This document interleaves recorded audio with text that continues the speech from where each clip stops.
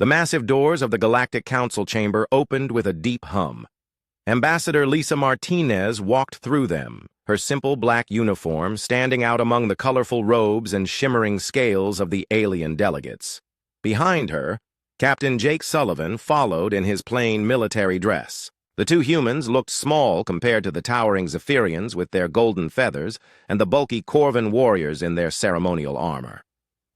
The chamber fell silent as Lisa approached the speaking platform. Hundreds of alien eyes watched her every move. Some delegates whispered to each other in their strange languages. Others simply stared with what might have been amusement. High Chancellor Vectar, a tall Nexari with silver skin and 4 arms, gestured for silence. His voice echoed through the chamber as he spoke. The Council recognizes the representative from Earth. He said the planet's name like it tasted bad in his mouth. Lisa stepped forward and placed her hands on the speaking platform. She looked up at the massive audience without fear. "Honored delegates," she began, her voice clear and steady. "I come here today with a message from the people of Earth." A low rumble of laughter came from the Zephyrian section. War Commander Thexhai, whose golden feathers marked him as high nobility, stood up from his seat. "A message?" he squawked. "What could a species that took 1,000 years to leave their home planet possibly have to tell us?" More laughter followed. The Corvan delegates stomped their feet in what Lisa knew was their version of applause. The Nexari simply watched with their cold, calculating eyes. Lisa waited for the noise to die down. She had expected this reaction. Earth's intelligence services had warned her that the galaxy saw humans as primitive and weak. They thought Earth was barely worth their attention. "We know what you think of us," Lisa continued. "You see us as newcomers, young and foolish. You think we are weak because we fight among ourselves and took so long to reach the stars?" "Because you are weak," interrupted General Kethmar of the Corvan Federation. His voice was like gravel grinding together. "Your species wages war with chemical explosives and metal projectiles. You have no energy weapons worthy of the name. Your ships are slow and clumsy." Captain Sullivan stepped forward slightly, but Lisa raised a hand to stop him. She smiled calmly at the alien general.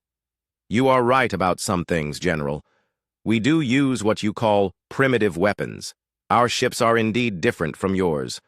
But there is something you do not understand." She paused and looked around. The chamber.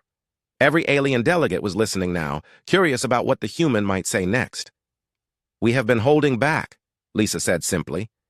The chamber erupted in laughter. The sound was deafening, as hundreds of different species expressed their amusement in their own ways.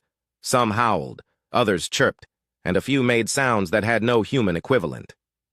High Chancellor Vectar raised all 4 arms for silence.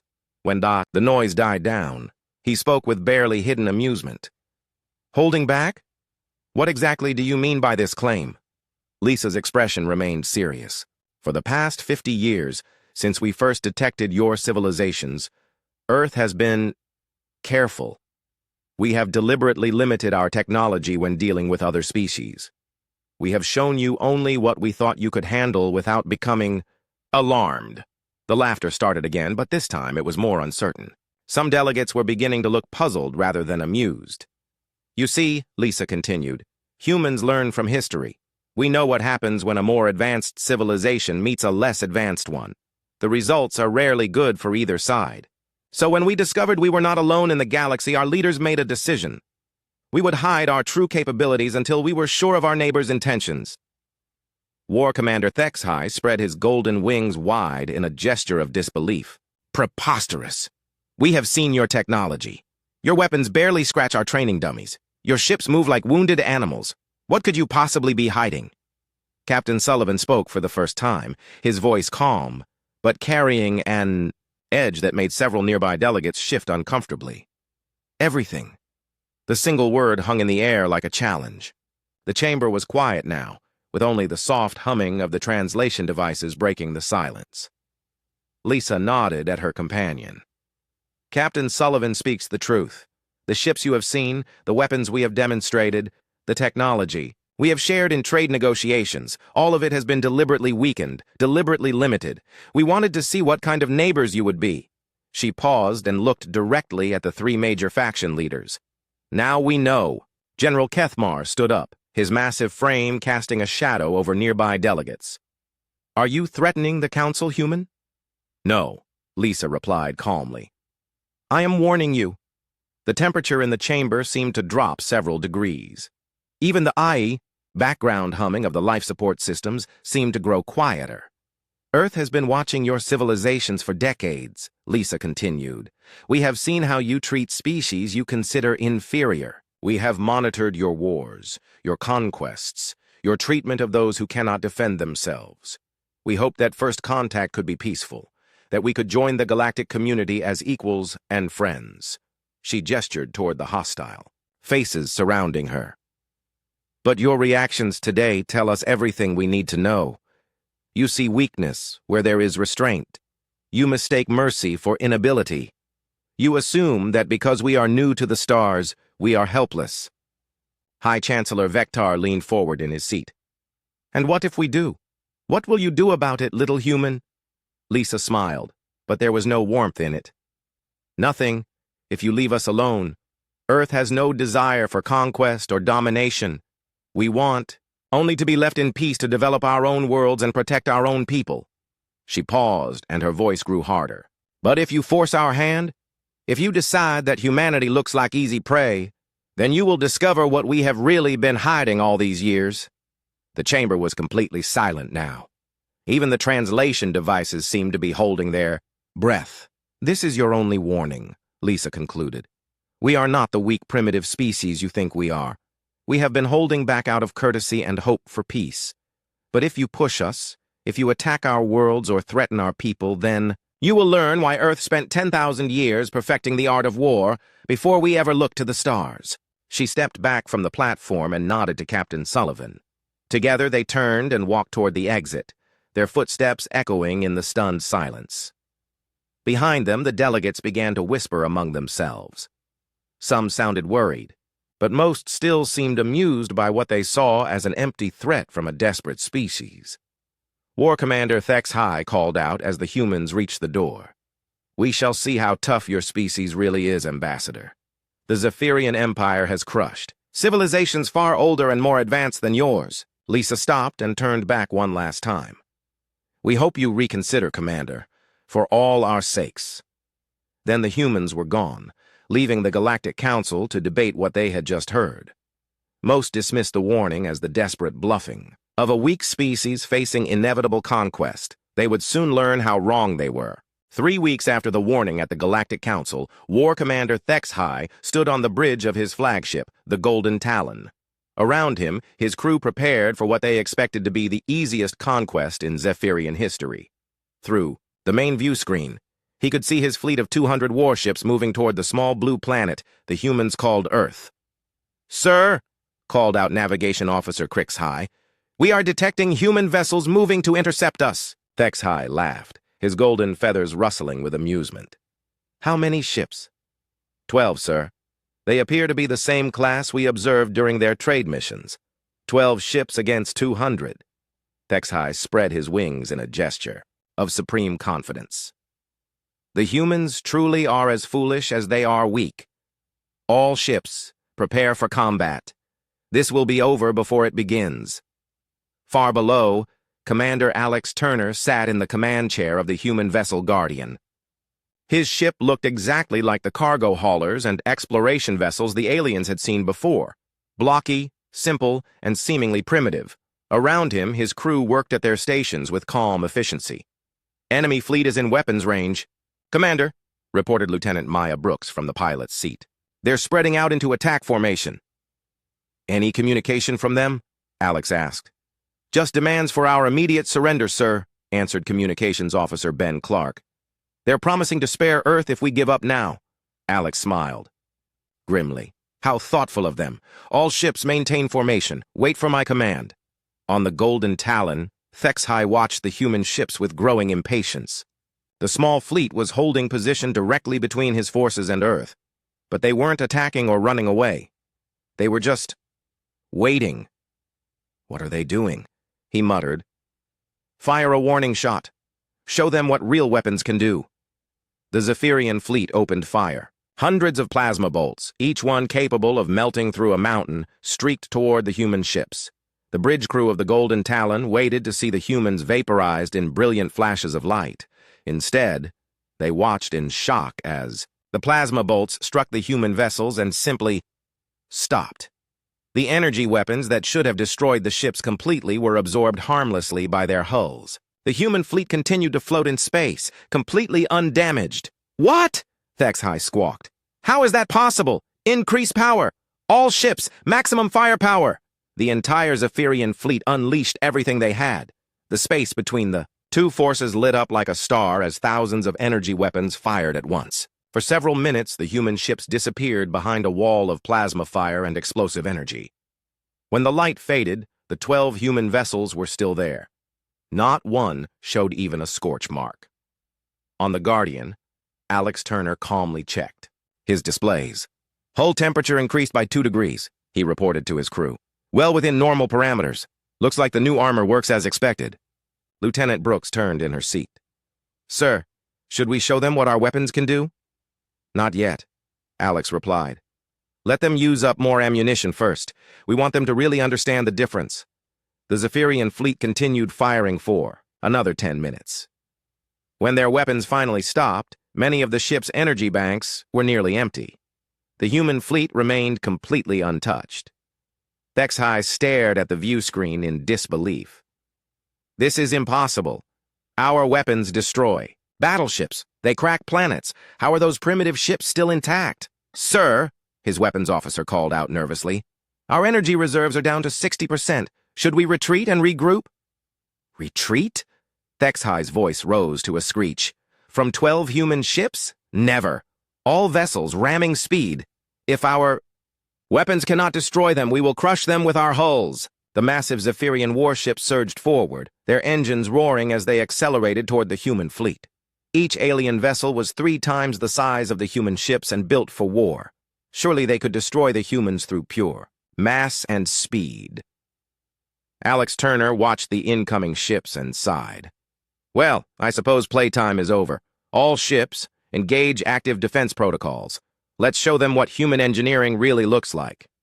Suddenly, the human ships changed. What had looked like simple, blocky cargo vessels began to transform. Hidden panels slid open to reveal weapon ports. Additional engine exhausts appeared as secondary power systems came online. The ship's hulls themselves seemed to grow thicker and more angular as armor plates shifted into combat configuration. "What in the void?" HFY whispered. The transformed human ships moved with impossible speed and grace. Where before, they had drifted slowly through space, now they darted between the charging Zephyrian vessels like dancers avoiding clumsy giants. Lieutenant Brooks piloted the Guardian through a gap between 2 enemy ships that seemed far too small for any vessel to fit through. "Opening fire," announced Weapons Officer Carl Mason from his station. The human ships finally revealed their true weapons. Instead of the weak energy blasters the aliens expected, massive kinetic cannons emerged from hidden compartments. The weapons fired solid projectiles at incredible speeds. Chunks of dense metal accelerated to a significant fraction of light speed. The first salvo from the human fleet tore through the Zephyrian formation like paper. Ships that had withstood centuries of warfare were cut in half by simple metal slugs moving faster than anything they had ever encountered.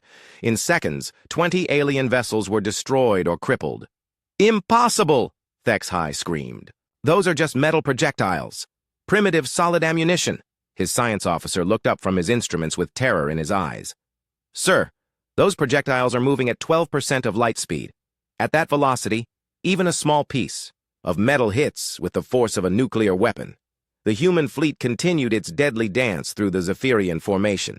Every shot they fired found its target. Every maneuver put them in the perfect position to attack while avoiding return fire. It was as if they could predict exactly what the alien ships would do. Commander Turner studied the tactical display as his ship destroyed its 5th enemy vessel. "You know what I love about these aliens?" he said to his crew. "They fight exactly the way our computer simulations predicted they would. 50 years of observation really pays off." The battle, if it could even be called that, lasted less than an hour. When it was over, 160 Zephyrian ships were either destroyed or too damaged to fight. The remaining 40 vessels limped away from Earth as fast as their engines could carry them. The human fleet regrouped near Earth, their hulls still unmarked by enemy fire. Alex Turner opened a communication channel to all ships. "Well done, everyone. Clean kills, no casualties, minimal ammunition expended, just like the training exercises." On the retreating Golden Talon, War Commander HFY sat in stunned silence. His great fleet, the pride of the Zephyrian Empire, had been destroyed by 12 human ships that looked like garbage haulers.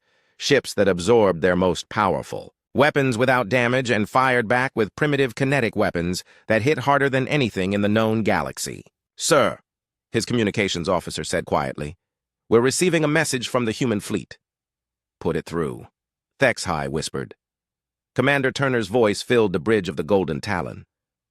"War Commander HFY, this is Commander Turner, of the Earth Defense Force.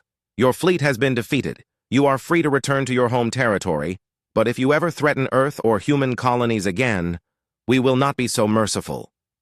The communication ended. HFY stared at the view screen showing the human ships, which had already returned to their harmless-looking cargo hauler appearance.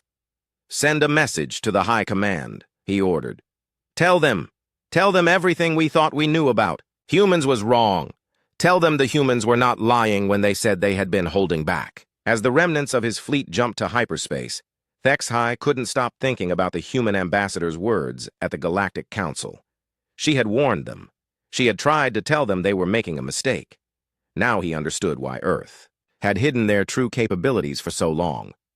If the galaxy had known what humans were really capable of, the first reaction would not have been laughter, it would have been fear. General Marcus Webb stood in the war room deep beneath Earth's capital, watching as reports flooded in from across the galaxy. The defeat of the Zephyrian fleet had sent shockwaves through every alien civilization, but instead of backing down, two of the most powerful factions had decided to join forces. "Sir," called out Colonel Linda Hayes from her station, "long-range sensors are detecting massive fleet movements. The Nexari Collective and Corvin Federation have combined their forces. We're looking at over 1,000 ships moving toward the Tau Ceti system." Marcus nodded grimly. Tau Ceti was humanity's newest colony, home to 50,000 people who had volunteered to build a new world far from Earth. The aliens had chosen their target well. They thought attacking a remote colony would force Earth to divide its forces. "How long until they reach Tau Ceti?" Marcus asked. 18 hours, sir," replied Intelligence Officer Sam Carter. "Our deep space monitors show they're bringing everything they have. Battleships, carriers, orbital bombardment platforms. They mean to make an example of our colonists." Marcus walked to the large display showing the alien fleet. Each red dot represented a warship capable of destroying cities. There were so many dots that they looked like a red cloud moving through space. "They think we'll spread our forces thin, trying to defend multiple colonies," he said. "They expect us to fight the same way they do. Ship against ship, fleet against fleet." Colonel Hayes looked up from her tactical display. "What are your orders, sir?" Marcus smiled. But there was no humor in it. "They want to see what humanity is really capable of. Time to show them. Activate the Tau Ceti defense grid." 20 light-years away, the massive combined fleet of the Nexari Collective and Corvin Federation dropped out of hyperspace at the edge of the Tau Ceti system. Admiral Vorthak of the Nexari studied the system through his ship's sensors, while General Grimtalk of the Corvin Federation paced impatiently on the shared command bridge. "I see no human fleet," Grimtalk growled. "Where are their defenders?" There, Vorthak pointed to a small group of ships orbiting the human colony world. 12 vessels, the same number they sent against the Zephyrians. Grimtalk laughed, a sound like grinding stone. 12 ships against 1,000. Even if their armor is strong, we will overwhelm them with sheer numbers. What the aliens could not see were the objects floating in the darkness between planets. Chunks of rock and metal that looked like ordinary asteroids. For 50 years, human mining ships had been hollowing out these asteroids and filling them with surprises. The aliens' sensors detected nothing unusual about them. "All ships, attack formation," Vorthak ordered. "Destroy the human fleet, then begin orbital bombardment of their colony. We will show the galaxy what happens to those who defy us." The massive alien fleet surged forward, confident in their overwhelming numbers. The 12 human ships moved to intercept them, looking tiny against the approaching armada. On the human ship defender, Captain Ryan Davis watched the enemy fleet approach. "Well, this is going to be interesting," he said to his crew. "All ships, begin evasive maneuvers. Let's keep them busy while our friends wake up." The human ships scattered as the alien fleet opened fire. Thousands of energy weapons lit up space as the combined fleets tried to destroy the small human force. But just like before, the human ships absorbed the weapons fire without damage while dancing between the much larger alien vessels. "Sir," reported the tactical officer on Admiral Vorthak's ship, "the humans are leading us deeper into the system. Should we pursue?" "Of course," Vorthak replied. 12 ships cannot escape 1,000. Continue the attack." The alien fleet chased. The human ships passed the third planet, then the second. They were so focused on destroying the elusive human vessels that they didn't notice the asteroids around them beginning to move. Suddenly, the rocks opened up. What the aliens had thought were asteroids revealed themselves to be massive weapons, platforms. Hidden doors slid open to show enormous railgun barrels. The mining equipment the humans had been installing for decades was actually the largest artillery ever built. "What are those?" General Grimtalk shouted as the asteroid stations powered up around his fleet. He got his answer when they fired. The asteroid guns launched projectiles the size of buildings at incredible speeds. Where the human ships used small kinetic rounds for precision, these platforms fired massive slugs designed to destroy multiple targets at once.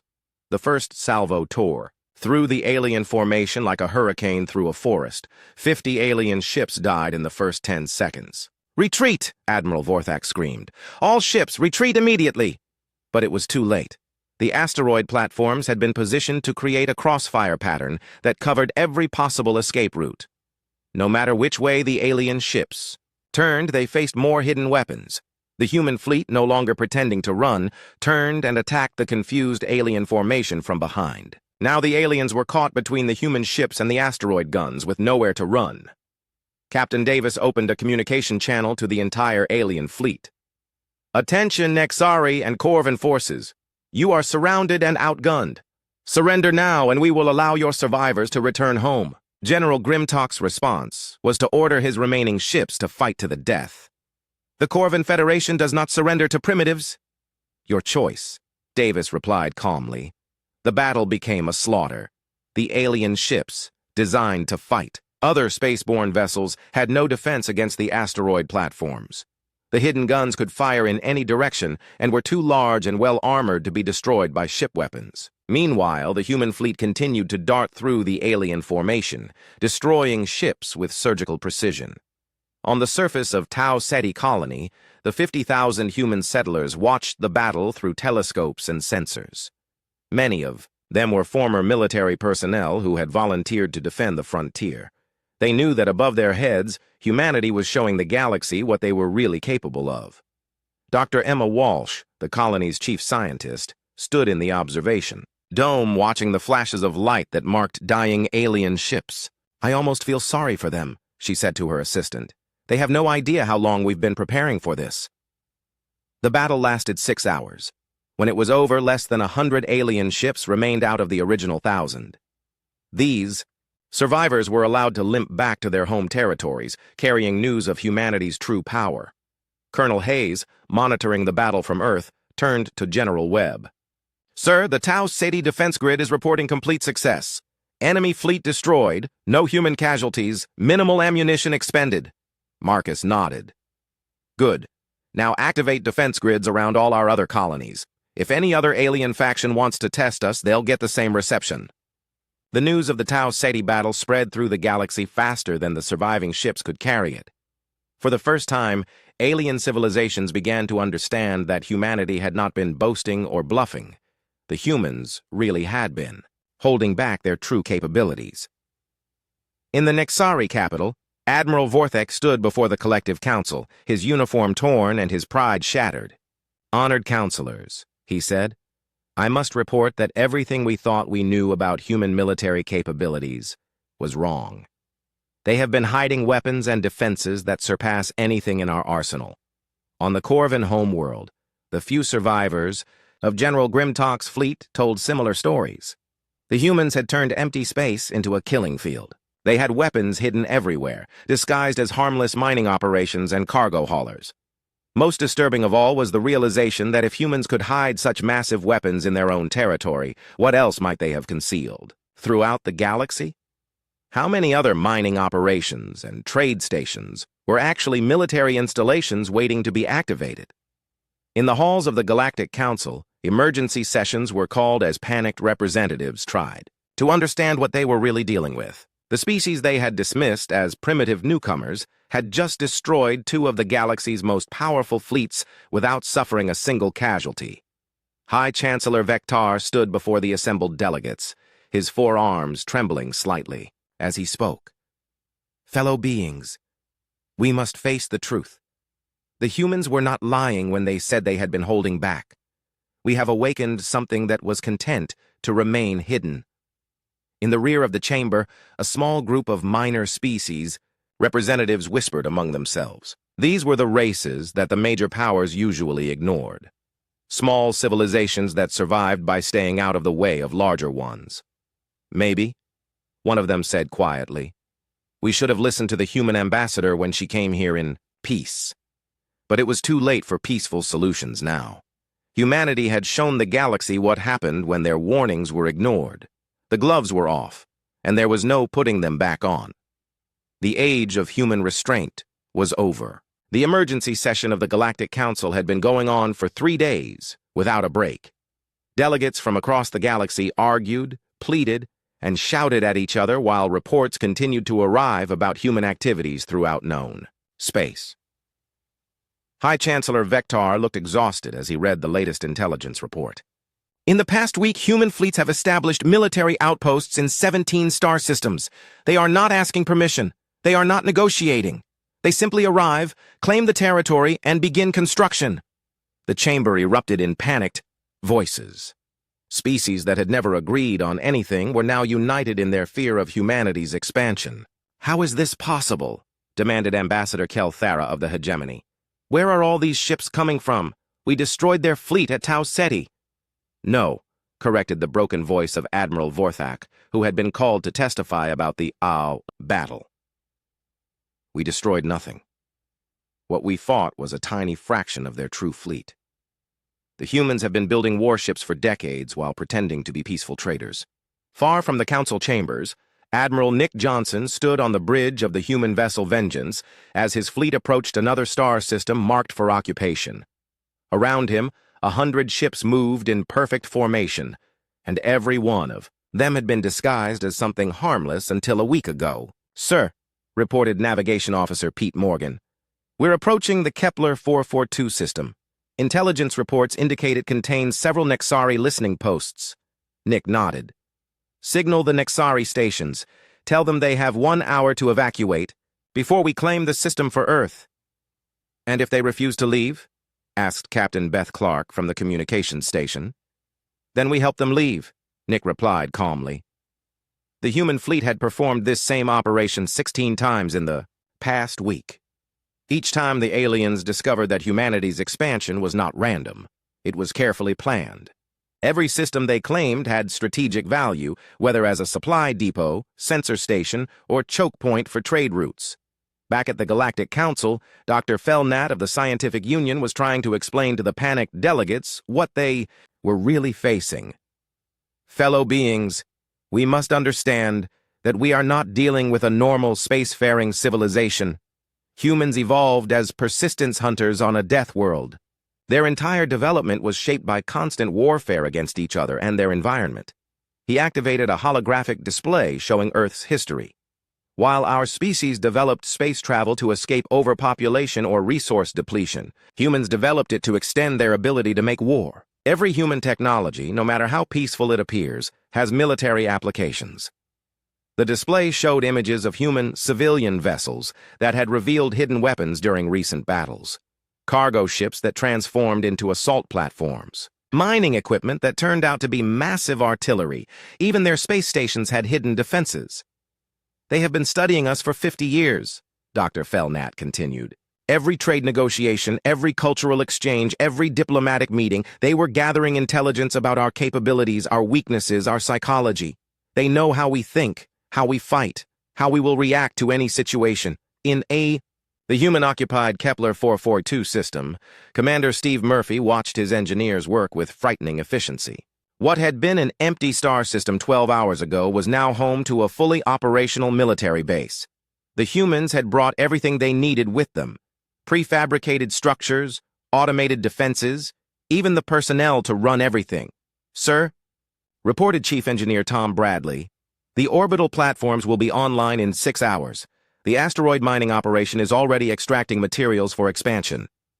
Steve smiled as he watched human efficiency in action. The aliens had no idea how long humanity had been preparing for this day. Every human colony ship had carried military equipment disguised as civilian infrastructure. Every trade mission had secretly mapped alien territories. Every diplomatic meeting had been an intelligence-gathering operation. "Any word from the Nexari stations?" Steve asked. "They evacuated 30 minutes ago," replied Lieutenant Karen Stone. "They didn't even try to resist, just packed up and left. As soon as our fleet arrived." This was happening throughout the galaxy. Alien military posts, research stations, and even small colonies were being abandoned as human fleets appeared to claim them. The aliens had learned from the disasters at Earth and Tau Ceti. Fighting humans directly was suicide. At the Galactic Council, the debate had turned to desperate bargaining. Species that had spent centuries fighting each other were now proposing alliances, peace treaties, anything that might help them survive the human expansion. "We must offer them tribute," suggested the Vegan Trade Confederation representative. "Resources, technology, territories, whatever they want to make them stop." "Stop?" War Commander Thexhai laughed bitterly from his place in the witness section. "You still do not understand. They do not want to stop. This was always their plan. We gave them the excuse they needed to reveal their true nature."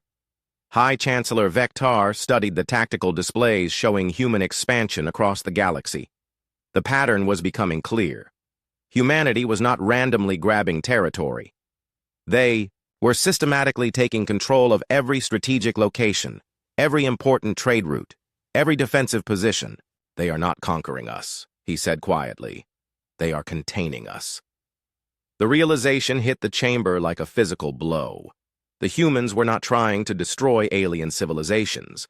They were putting them in a cage. Every system humanity claimed was another bar in a prison designed to control the entire galaxy.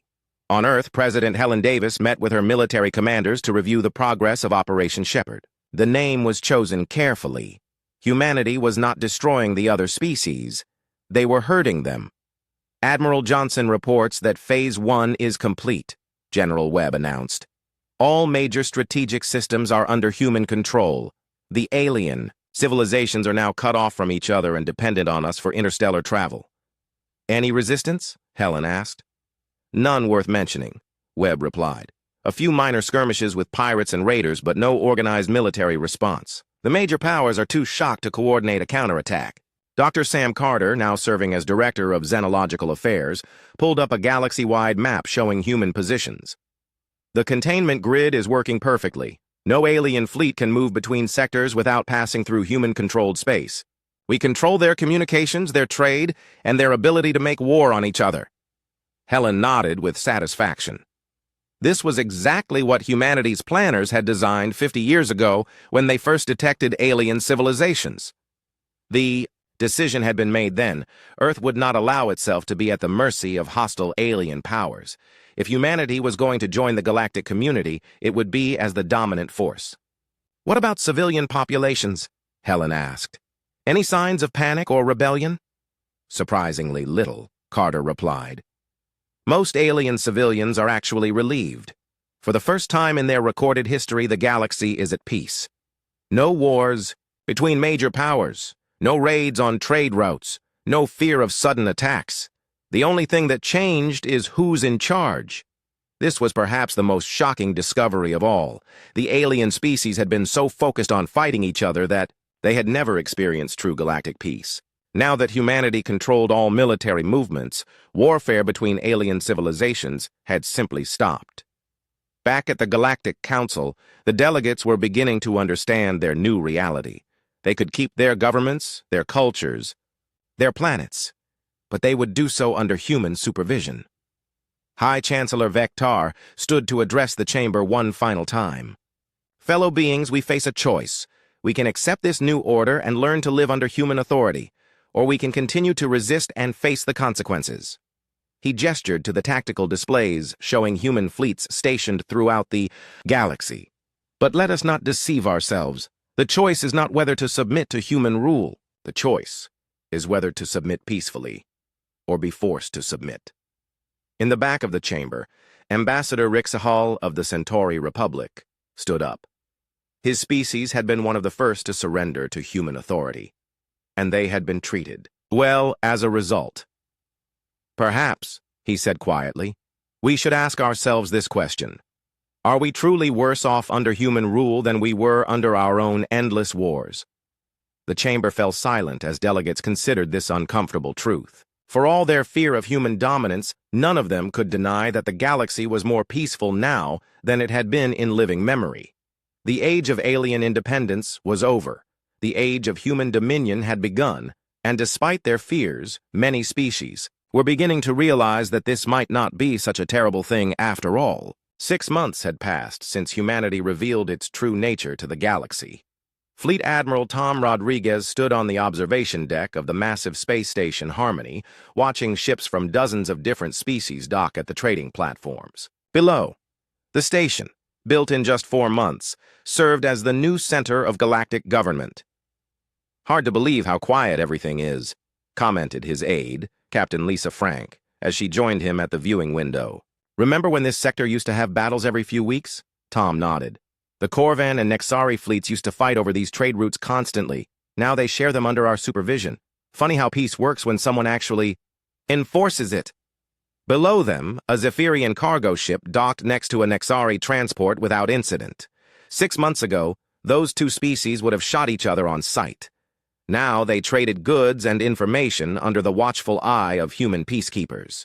On Earth, President Helen Davis was preparing for the most important speech of her career. In 1 hour, she would address the entire galaxy through the human-controlled communication network, formally establishing the new order that already existed in practice. Madam President, said her Chief of Staff, Agent Roy Cooper, the final draft of the Galactic Peace Accord is ready for your review. Helen took the document and scanned through its key points: mandatory disarmament of all military fleets, establishment of human-supervised trade zones, creation of a unified justice system to handle disputes between species. It was everything humanity had planned for decades. Any protests from the alien governments? She asked. A few formal objections, Roy replied. But nothing serious. Most of them are too busy enjoying their first peaceful year in centuries to complain much. This was the strangest part of humanity's conquest, how little the conquered seemed to mind it. Without the constant threat of war, alien civilizations were flourishing in ways they had never experienced before. At the Galactic Council, which now met under human supervision, the delegates were discussing the proposed peace accord. The atmosphere was completely different from the emergency sessions 6 months ago. Instead of panic and fear, there was cautious optimism. The human proposal is fair, admitted Ambassador Kelthara, whose hegemony had initially been one of humanity's strongest opponents. They are asking for our military surrender, but in exchange, they offer permanent peace and protection. High Chancellor Vector, who had retained his position as ceremonial head of the council, nodded in agreement. We must also acknowledge the results. Trade between our species has increased by 400%. Piracy has been eliminated. Resource disputes are resolved through arbitration instead of warfare. The most surprising supporter of human rule came from an unexpected source. War Commander Thexhai, whose fleet had been the first to be defeated by humanity, stood to address the chamber. Fellow beings, he said, his golden feathers rustling with what might have been embarrassment. I was the first to underestimate these humans. I led the attack that began this new age. And I must tell you, I was wrong about everything. The chamber listened in surprised silence as the proud Zephyrian warrior continued. For my entire life, I believed that strength came from the ability to destroy enemies. The humans have taught me that true strength comes from the ability to control oneself. They could have wiped out every alien civilization in the galaxy. Instead, they chose to protect us from ourselves. On the human world of New Geneva, Ambassador Lisa Martinez walked through the Xenological Research Center, where teams of human and alien scientists worked together on projects that would have been impossible under the old system.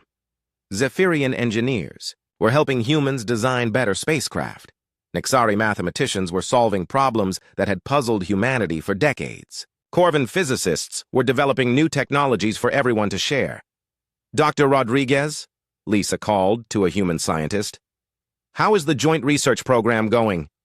Dr. Maria Rodriguez looked up from her work with a smile. Better than we ever hoped, Ambassador. When these species aren't spending all their resources on weapons, they're actually quite brilliant. The Nexari calculation methods have advanced our computer science by 50 years. This was perhaps humanity's greatest victory, not just military dominance, but the realization that the galaxy was far more productive when it wasn't constantly at war with itself. In the depths of space, Captain Jake Sullivan patrolled the borders between the former Corvan and Nexari territories.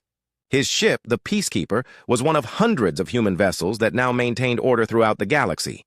"Sir," reported his weapons officer, Lieutenant Dan Walsh, "we're picking up a distress signal from a Vegan trade convoy.